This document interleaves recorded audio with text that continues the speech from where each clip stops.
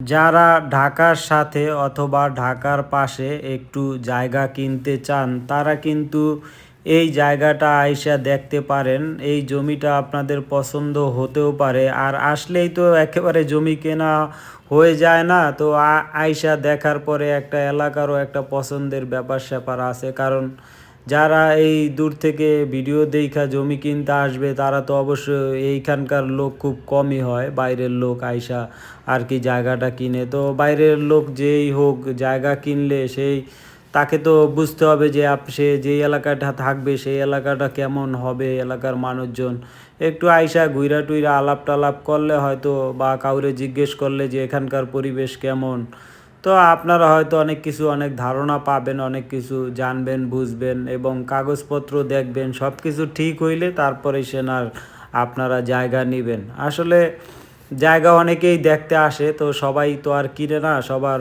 ওই পছন্দ হয় না বা কোনো কোনো সমস্যা থাকে।